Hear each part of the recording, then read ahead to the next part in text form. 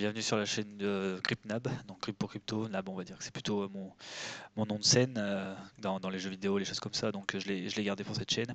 Première vidéo de la chaîne, du coup, aujourd'hui consacrée essentiellement au Bitcoin, à la vision 2022 que j'en ai. Je suis issu d'une école qui se trouve sur YouTube, donc du coup, je peux peut-être redire la même chose que certains professeurs de mon école. On dira simplement que j'ai très bien appris.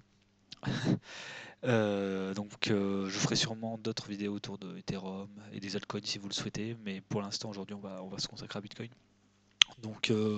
La vision long terme Bitcoin elle n'a pas changé, toujours haussière, ça se voit, on n'a pas cassé de nouveaux supports, on est parti depuis du coup on va dire depuis le crack Covid sur une trendline en x10 qui est quand même assez conséquente, avec un beau retracement qui est venu juste mécher sur les 0,618.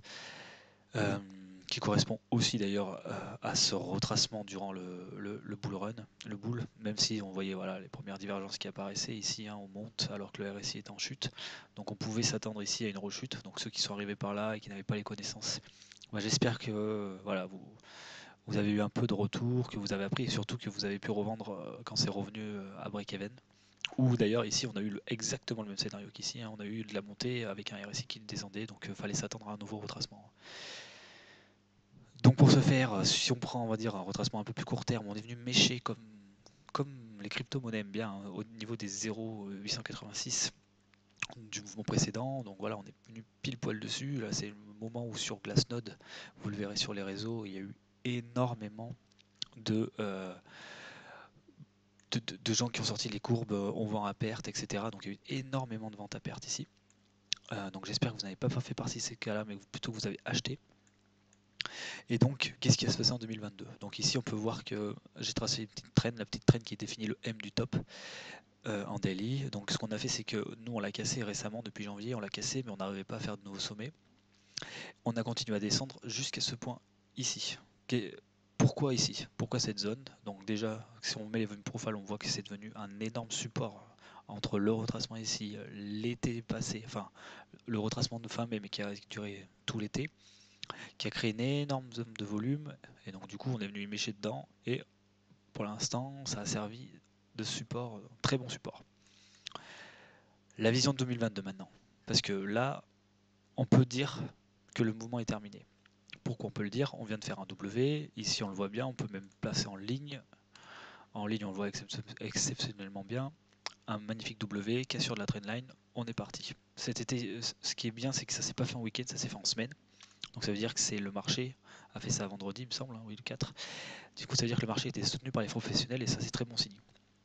Ça ne veut pas dire qu'on va monter en ligne droite. Ça veut dire que dans une vision court terme, on pourrait s'attendre potentiellement à un retest du W, donc au niveau des 39 265.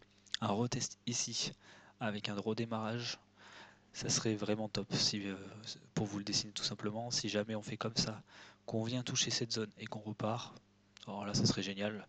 On ferait un big W et surtout on validerait que ce W est bien support. Et ça serait top pour les jours à venir, les semaines à venir. Après on n'est pas obligé de le faire, mais ça sera un plus.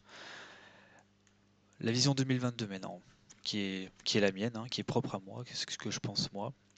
Pour moi on a trois possibilités.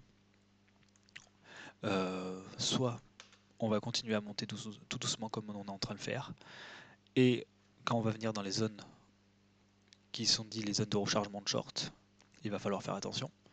C'est-à-dire, on va revenir dans cette zone ici, entre, je vais vous le faire afficher sur le côté de droit, comme ça vous le verrez mieux.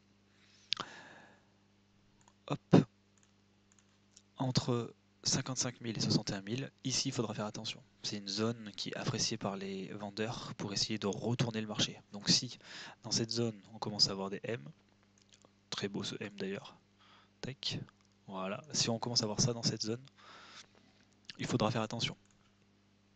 En tout cas moi je ferai attention.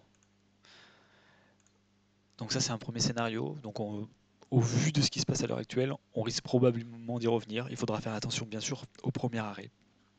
Parce que si jamais on fait un premier arrêt où on vient sur les 46 000 et qu'on repart vers le bas, qu'on vient casser ce support, alors là le bear market sera vraiment là. Parce que pour l'instant c'est vrai qu'on a beaucoup parlé de bear market, etc. Mais Les bear market, les gars, ça dure 2 ans quoi. Vous voyez, de là à là, ce qui s'est passé avant la trendline, ça a duré 2 plombes quoi, 2018 à 2020.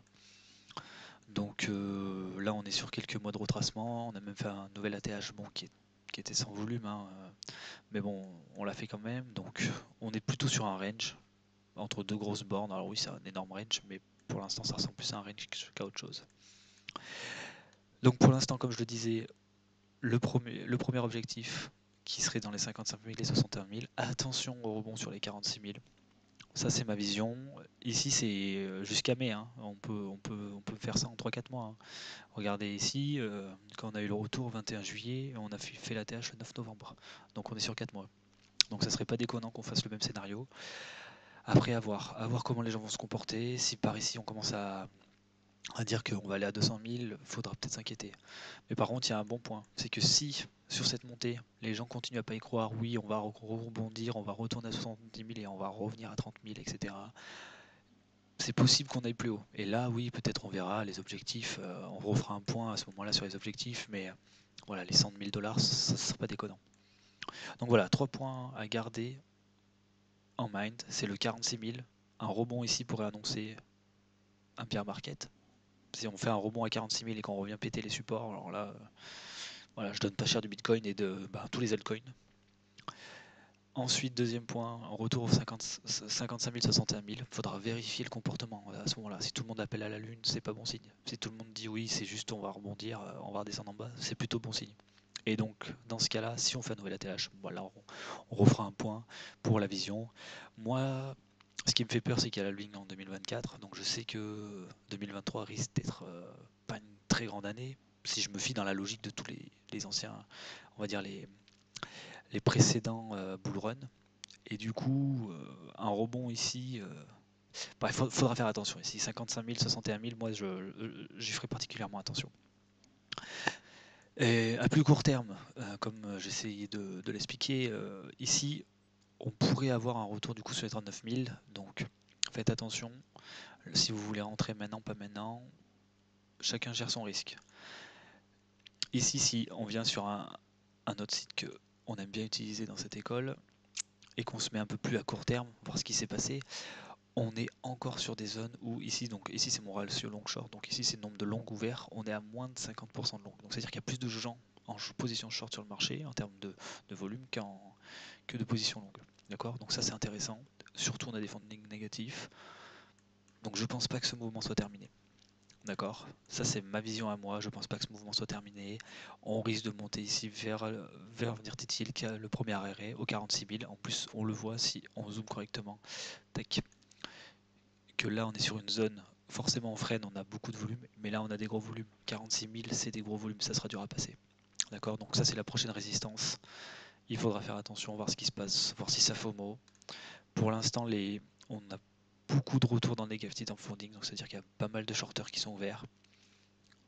Donc c'est plutôt une bonne nouvelle pour au moins cette semaine. Ok, les prochains jours à venir, on va voir, parce que aussi bien ça va monter en flèche et tout le monde va FOMO et ça c'est pas bon signe.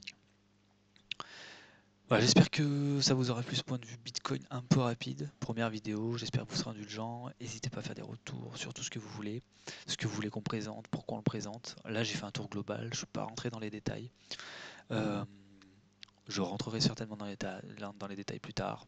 N'oubliez pas à retenir 46 000, la première zone qui va être compliquée à passer.